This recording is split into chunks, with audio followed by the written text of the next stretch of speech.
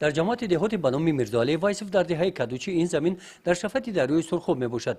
آفت طبیعی سیل آبخیزی ها زمین را پر از سنگ گردانیده سالیان زیاد آن درست استفاده برده نمیشد.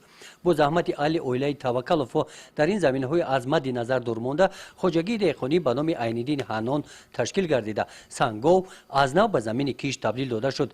در نتیجه زحمت دهقانان زمین از سنگ تازه گردید. جای سنگ ها را این محصولات نیاز مردم گرفت. از مساحت 8 هکتار زمینی که خواجگی استفاده میبرد در یک گازده 5 هکتار یوم پیاز در عرفه جمع‌آوری قرار دارد. سهامدار خواجگی سیرمان توکلوف کشت پیاز را با مصلحت متخصصان گذرانیده با باوری میگوید که در ماه می از همین زمین زیاده از 70 تن پیاز خوشصفت جمع آورده بازار ناحیه را با این نمود محصولات غنی‌تر میگرداند. مساحت زیاده از 2 هکتار زمین از سنگ تازه کرده این خواجگی برای غله‌دانگی ها جدا کرده شده است.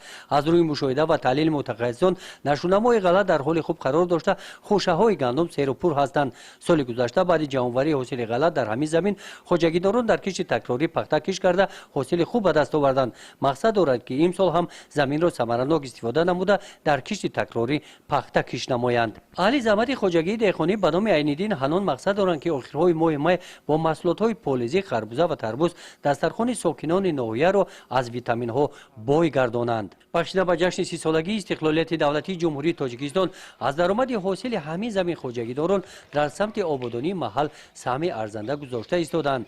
با اقدام آنها مساحت 3 کیلومتر سمتورهای چوبینی از استفاده برآمده با ستونهای آهن بتونی عوض کرده شده کوچه های محله شفت سنگو چراغان کرده می شوند.